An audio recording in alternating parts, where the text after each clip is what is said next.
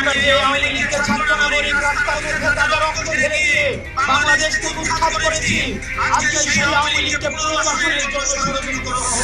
সেনাপ্রধান হচ্ছে হাসিনার আর একটা গোলাম কুকুর। এক কুকুরের বাচ্চা দিয়ে আর এক কুকুরকে স্বাধীন করা যাবে না। আমাদের সেনাবাহিনীর প্রতি আক্রমণ করেন না। আমি আজকে বলে দিলাম, সেটার জন্য কোনো ছাড় হবে না, বিন্দু মাত্র ছাড় নাই।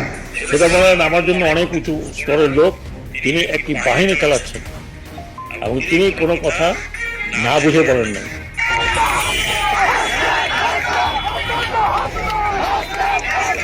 সেনা প্রধানকে হুমকি দেওয়া রাষ্ট্রদ্রোহিতার সামিল, যা নিয়ে বেশ নড়ে চড়ে বসেছেন সেনানিবাস। সেনাবাহিনীকে সরিয়ে বাংলাদেশ দখলে পায়তারা করছে সমন্বয়করা, এমনই এক বিস্ফোরক মন্তব্য করেছেন সেনাপ্রধান ওয়াকারুজ্জামান।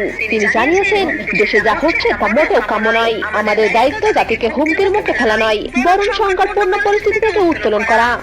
সেটার জন্য কোনো ছাড় হবে না, বিন্দু মাত্র ছাড় নাই।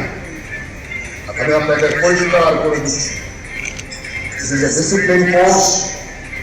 Disciplined force কে ডিসিপ্লিন থাকতে দেন।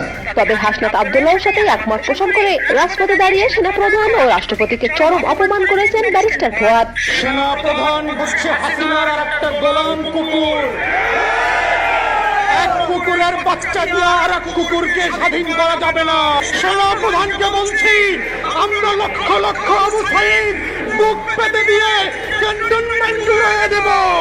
ব্যারিস্টার ফুয়াদের এমন মন্তব্যের পরই উত্তাল হয়ে উঠেছে রাজনৈতিক অঙ্গন। তাদের মতে সেনাপ্রধানের বিরুদ্ধে গভীর ষড়যন্ত্র চলছে। পুলিশ ডিজিএফআই ছিল অতীতে, এখন আছে, ভবিষ্যতেও থাকবে। এইগুলোকে যদি আমরা মুখোমুখি দাঁড় করাই, একটা নৈরাজ্য তৈরি হবে।